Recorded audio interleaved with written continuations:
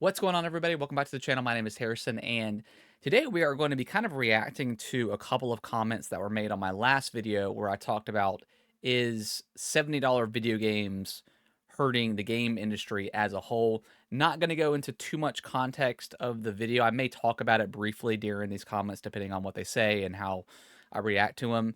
Um, but yeah, if you guys want to get the full context of it, go watch the video and then maybe come back to this one and we can have a conversation in the comments. But let's go ahead and dive into the first comment here. And I briefly skimmed through these two comments, and one that we're starting out kind of was more on my side, and the other one was a little bit against what I had to say, and we'll talk about that. And again, this isn't blasting anybody. This is purely just a conversation that I want to have. Both of these comments are fairly long, so I feel like it's hard to respond um, in text. I feel like these comments deserved a little bit more um, attention, so I wanted to do a full on video. And if you guys like this, I'll do some more in the future. I love having these conversations in the game industry.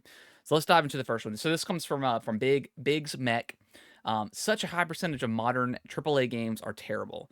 There's a few good ones that come out every year, but there's so many terrible, over monetized, extremely buggy, and not even finished games that release all the time. It's ridiculous. I agree. There are a lot of really great AAA games that come out polished and great. We'll go back to 2023. There's Tears of the Kingdom. While there were some frame rate issues, that game ran pretty well. I personally didn't have any bugs in that game that I can think of. That was a fantastic experience. Same thing with like Armored Core. Thought that game was an incredible experience. No monetization. It was just a jam-packed kind of single-player game that had a lot of replayability. Stuff like the Resident Evil 4 remake was fantastic. That did have some skins and stuff that you can buy, but let's face it, most modern AAA games that are single player based do have some sort of monetization, whether it's skins or in-game currency you can buy outside of the game. I mean, that's kind of the whole controversy with Dragon's Dogma 2, is you could spend real world money to buy items that you can find in the game, but they are kind of scarce. So I don't know. I don't think that stuff is necessarily a huge deal breaker for me because you don't have to pay attention to that stuff at all. And not one single time while I was playing Dragon's Dogma 2 was there ever mention of a store that you could go to. And then stuff like Dead Space remake. Again, just an incredible polished experience. And I love some great open world games like the Next Person, but too many of them are bloated and filled with boring and repetitive time waster quests. That I agree with. Um, I think these big AAA developers, they want their games to be as big as possible, and sometimes like the quality is lost over like quantity. They want to have as much content. They want people to spend hundreds of hours of time into these games where maybe like let's focus on quality. Like maybe don't have the map as big or stuff like that. They need to shrink down the sandboxes to a more reasonable size, okay, and not keep going bigger and bigger with a high percentage of meaningless content. I agree, and I think that will going back to my video a little bit. I talked about the budget of games and how Spider-Man 2 costs like upwards of the $300 to $400 million to make, and why I loved Spider-Man 2. At some point, like these AAA game developers' budgets are gonna reach a ceiling, where these publishers and maybe the owners of these developers are just gonna be like, we can't spend this much money on game development anymore, and you kind of got to reel it back in and maybe and then that's when you say, okay, well, maybe we've got a lot of like kind of meaningless side quests. I'm not talking about Spider-Man 2 necessarily, but we have a lot of meaningless side quests. Let's maybe, cut some of those and scale it down. Or maybe we thought about having these side quests that just kind of, um, created more time that a player's, spending in the game to complete these quests that maybe aren't that great in the grand scheme of things. So maybe they could cut that out. Um, I think if they were to make smaller maps more dense and impactful, quality over quantity, that would cut down some costs somewhat for development, and gamers would be happier and less burnout for them. I agree. I definitely agree with that. And instead of monetizing game mechanics and skins, just release periodic DLC areas in the same way that Fallout 3, assuming that's Fallout 3, and New Vegas did. Yeah, I love. I mean, as someone who's been in gaming for, or not been in gaming, but been playing games my whole life, like that was like the big part of like my 360 PlayStation era, was the big expansion packs from, you know, from Skyrim to Elder Scrolls Oblivion to the Fallout franchises, where we got these massive, massive expansions. So it incentivized gamers to hold on to their games, and then because there's a massive expansion coming out at some point in the life of this game.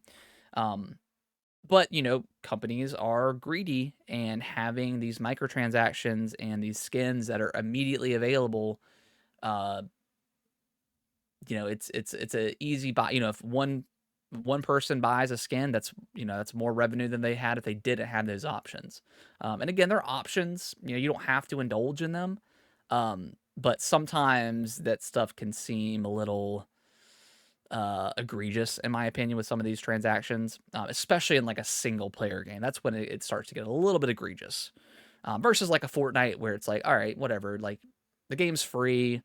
You don't have to buy the game battle pass. You don't have to buy the skins. But if something cool comes along, you're like, hey, I want to spend $10 on a skin, or probably $20 these days. But I think it's fine. But I definitely agree that I prefer the expansion route. Um, and knowing what the expansions are. A lot of the times these people put out, these game developers and publishers put out season passes where you don't know what's coming. So they want you to spend another 30 to $40 on the season pass, and you don't exactly know what you're getting.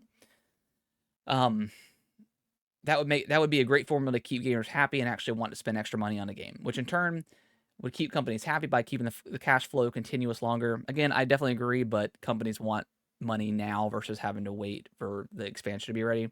While actually providing meaningful content, not fast travel points, time savers, which you wouldn't even consider if games aren't so bloated with meaningless activities and quests, skins, and other quality of life improvements that would be in the game from beginning.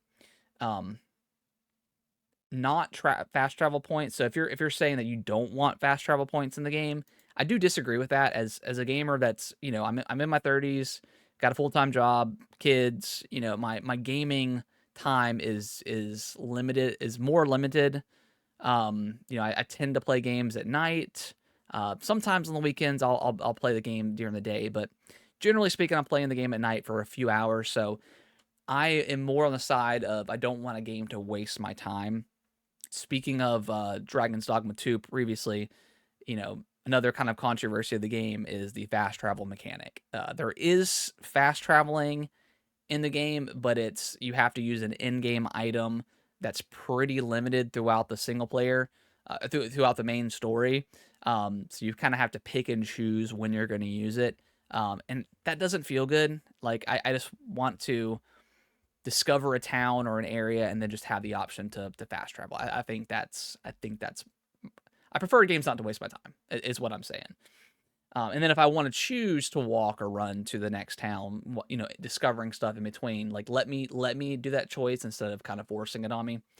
Um, these companies are so greedy and only care about milking every dollar from us gamers cows instead of making quality games that people would actually want to play for the long haul of continuous story DLC and outfits and weapons and skins that you could unlock naturally by just playing the game.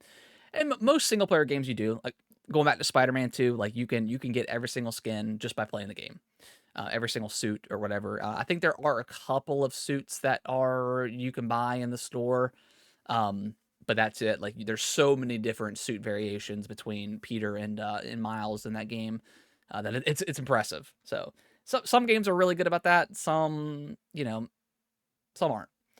Um, they treat their devs terribly and pay CEOs reckless amounts of money who mostly only care about profits, not quality. Yeah, I agree. I feel like game developers should be making more. It is what it is, or maybe getting some. There probably are like bonuses and stuff, like Metacritic bonuses and stuff like that. But right now, the game industry is not in a great place with how many layoffs are happening with our developers. It's insane, and I know people overhired and stuff like that because of COVID. So there's nothing we can really do about that. Um, but I don't know. Maybe like the forecasting and like whoever they're whoever they're using as their analyst should maybe be fired, because like as a as an analyst that should know their stuff, you have to have that knowledge that, okay, during COVID there was a record number of people at home that were working from home or maybe even got laid off. Um, but for the people that were working from home, they don't have to commute anymore. They're at home all the time. They're looking for something to do. A lot of these people bought consoles and games. Look at Animal Crossing. Animal Crossing never had that kind of success, you know, and until COVID happened, and it sold what, 40 plus million. That's record-breaking numbers for Animal Crossing. So yeah, we saw a huge increase in gaming revenue overall in 2020 and beyond. But those analysts should have said, okay, yes, this is great for the industry now, but eventually COVID's going to come to an end or slow down, and people are going to go back to work at some point. It's going to happen, and I don't know if they just didn't see that. Like they just got so clouded with what they were looking at in the time. But yeah, every company, not just gaming industry, everybody overhired, and we're now seeing that the aftermath of that. AA and AAA games should offer at least physical pre-orders for games so they don't produce too many. Makes sense. I mean, that's why they try to get pre-order numbers in so they know how many to make. Generally speaking, if it's going to be a popular franchise, like they're going to make a lot of copies. But yeah, there's probably some games that are probably overproduced. Because I'm one of the diehard physical media people who refuses to buy digital games unless it's indie games or digital versions on deep sales of most played physical games, so I can give the disc a break and keep them on a shelf. And the physical games need to be the full game on a disc or cartridge, not just a download code or access key. That crap is infuriating and just cheap and lazy. I totally agree. I've pretty much gone full digital on my PlayStation 5 and Xbox Series X, especially the Xbox. I mean, I have Game Pass, so I get all those first party games with that service. So having physical media for me on Xbox just doesn't make any sense anymore. Now I may eventually at some point pick up like Gears 5 and Halo Infinite because I have all the other games physical. Um, but yeah, I think for the PlayStation, Xbox, it's probably going to be all digital for me going forward, unless there's a really cool collector's edition.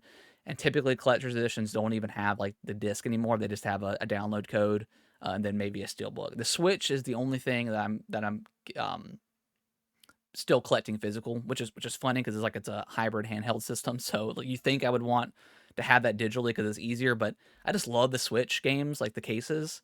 So yeah, but yeah, we're moving to a digital future. It is what it is. I wouldn't be surprised by the next generation that they don't even include, Xbox, especially Xbox doesn't even include a disk drive in their console. And then as far as like loading games, like that's just how it is these days. I think some part of it has to do with like maybe trying to counteract pirating. Especially look at like Star Wars Outlaws. You have to have an internet connection in order to even install the game. And Ubisoft games are notorious for leaking early, so that may be a way of them trying to counteract that. But I mean, we've been in the installing phase for discs for the longer than 10 years now. I remember when I first got Halo 4 at the midnight release, came home, and I had to do like a 30 to 40 minute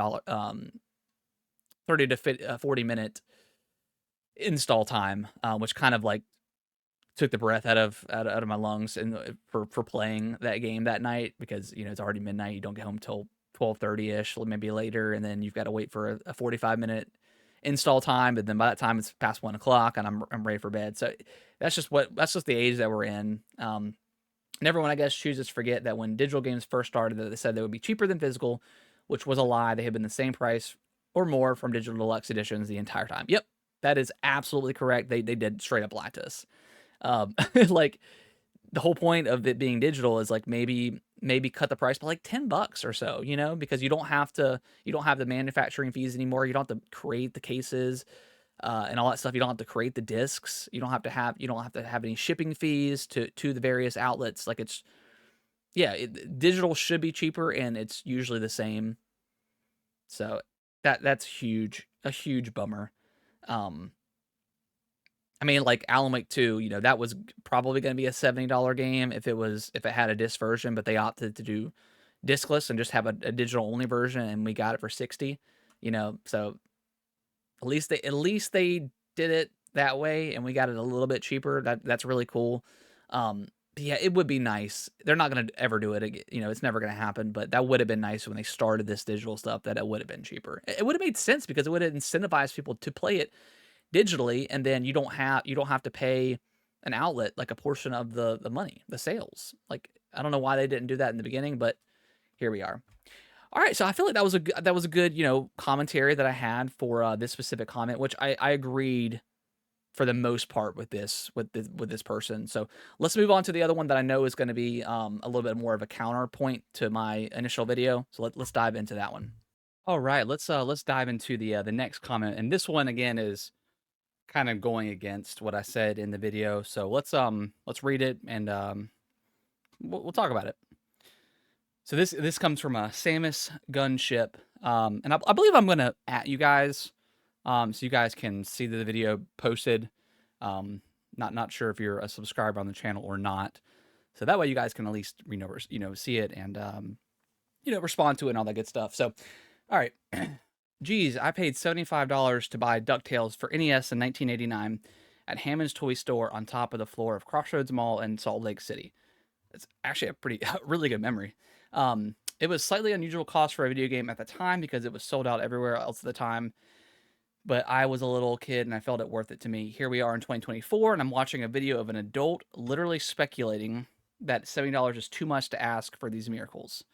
Again, all this stuff is subjective, right? Like it's just my opinion on what I think could potentially hurt the game industry. I mean, we're looking, in the video, I talked about a report that was ran in 2023 talking about the most played games, and most of them were the Fortnites and some other, kind of live service games, Grand Theft Auto 5, which is a single player game, but let's face it, everybody's, playing online and doing like the role playing streams and stuff like that. So a vast majority of time being spent playing video games is games that are really 6 years and older, which isn't great for new games, and that's kind of the point that I was trying to make with maybe the price, maybe the game price increasing is maybe having people a little more reluctant to buy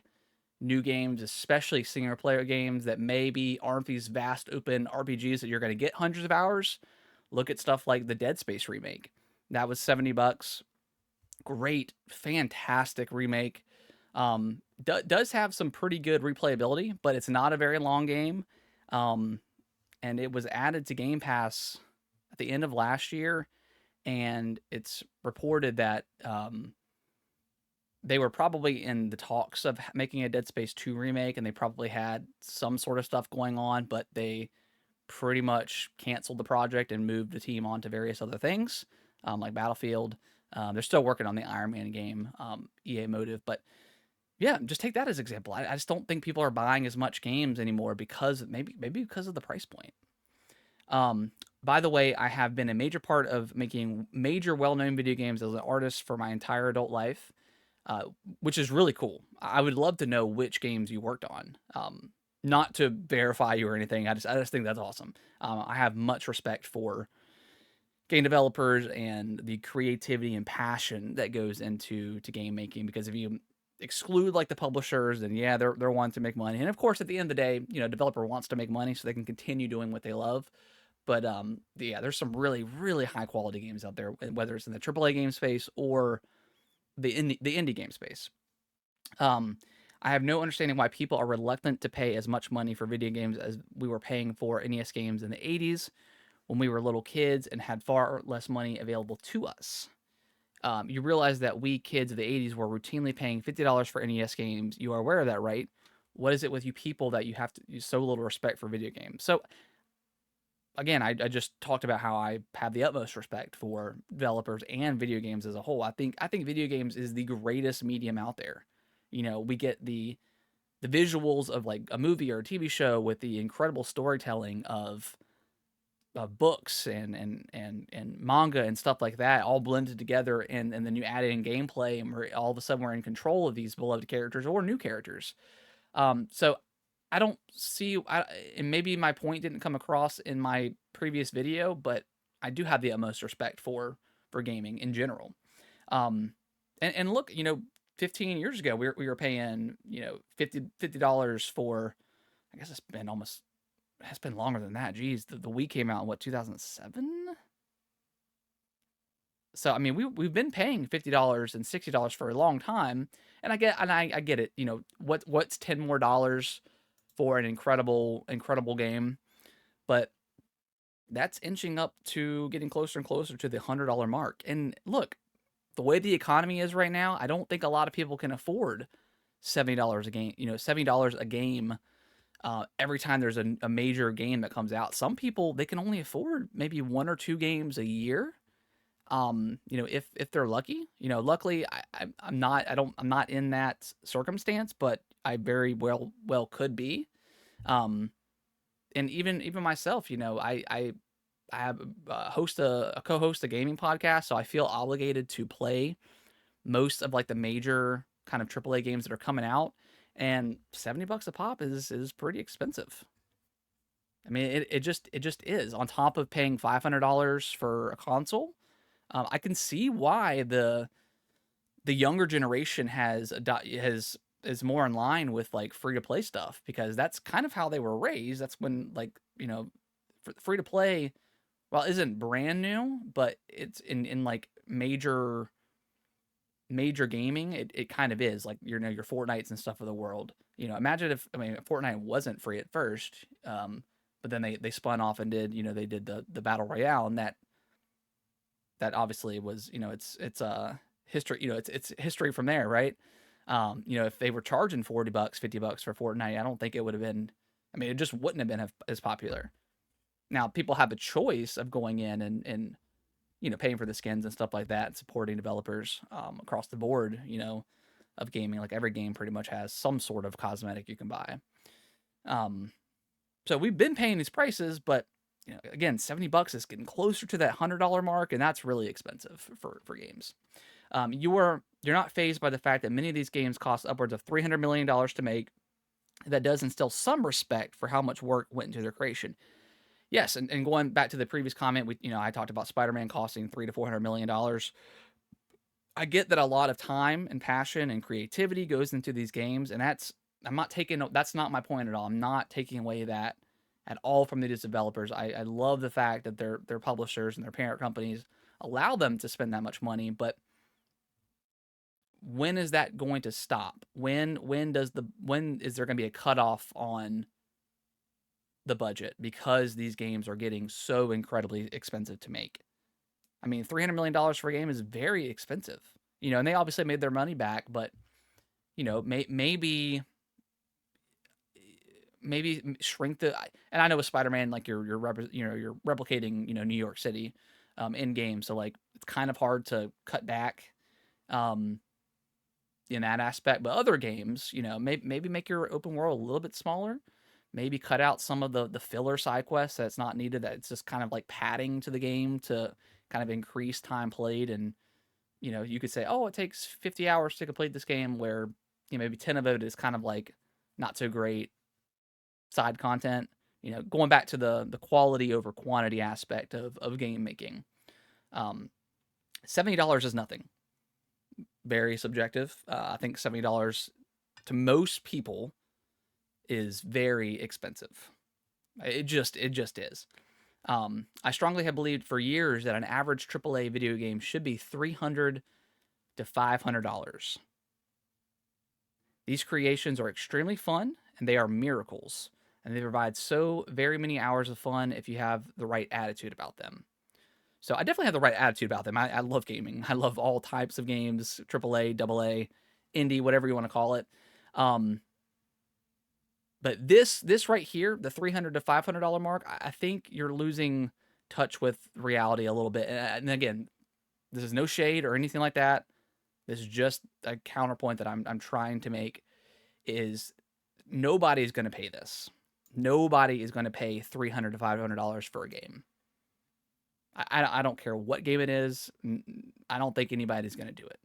No, special editions, maybe, yeah, because you get value in like a statue or something like that. Like when they announced the Elden Ring DLC, Shadow of the Erdtree, that's coming out in June, I immediately jumped on that statue in that special edition. And that cost me, I think, close to $300. I bought it, and then like that day I canceled it and was like, I can't spend this much money when I can just spend like another $100 or so and get a PS5.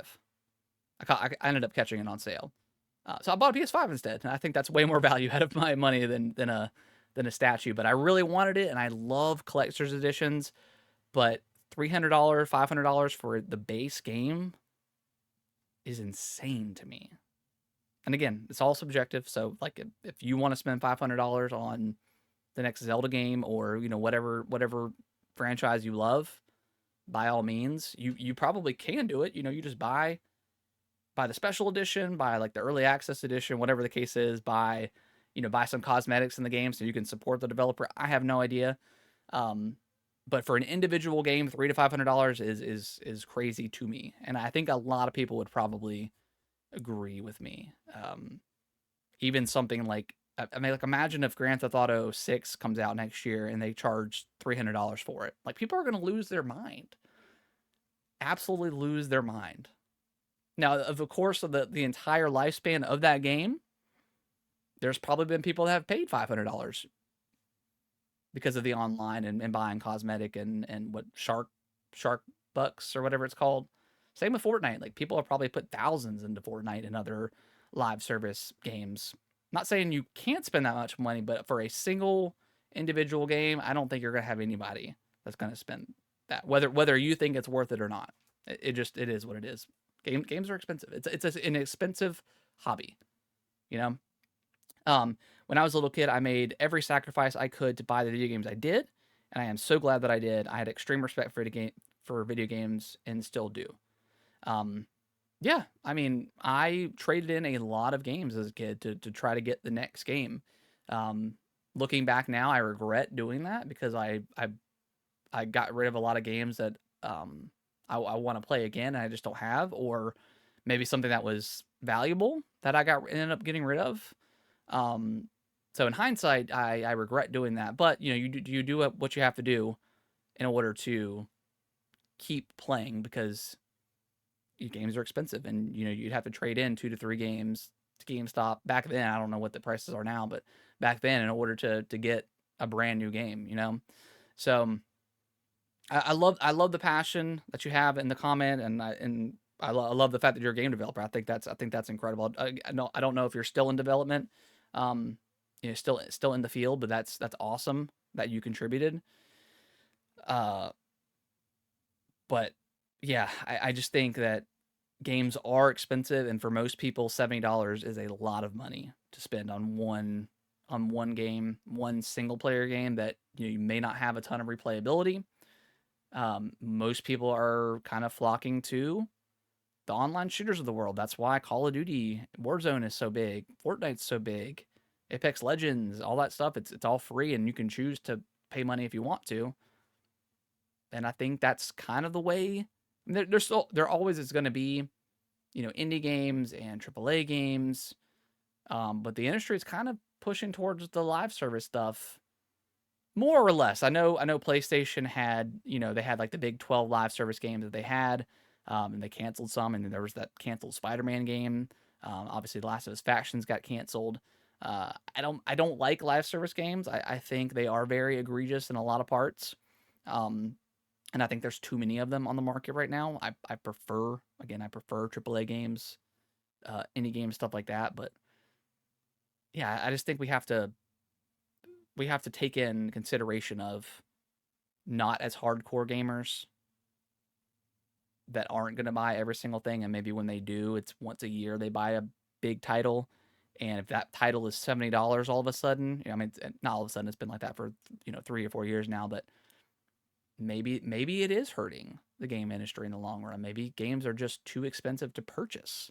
Maybe AAA game developers need to have a set budget that the publishers either set or their parent company sets. Maybe scale down some of that ambition. I don't know exactly what the answer is, but AAA gaming is very expensive. It really is. So again, I just wanted to reply to both those comments because again, they were long comments, and I feel like trying to type up a response isn't the easiest thing in the world, and that's why I like TikTok. Is because like you can highlight the comment and then make a video on that comment, and that comment will be posted in the video. I don't think you can do that with YouTube yet. So that would be a nice feature in the future, YouTube. So I thought these comments deserved a a video response. So hopefully you guys enjoyed my commentary on these two comments. I would love to hear from both of you guys. Again, I want to hear where you worked at and what games you worked on, because I think that's really cool. If you guys like this content, I don't know if I'm gonna do this. I'm probably not gonna do this for every single video. But if there's like a comment that I really want to make a response to, I definitely will. And happy Friday to you guys. What are y'all playing this weekend? I've been kind of, I know I talked about I don't like live service games, but I've been playing some Fortnite. They added Avatar: The Last Airbender and Korra skins battle pass in there, so I've been kind of playing that with my son. Fortnite's kind of fun. I'm not gonna lie. But what else you guys playing? I just started Ghost of Tsushima last night.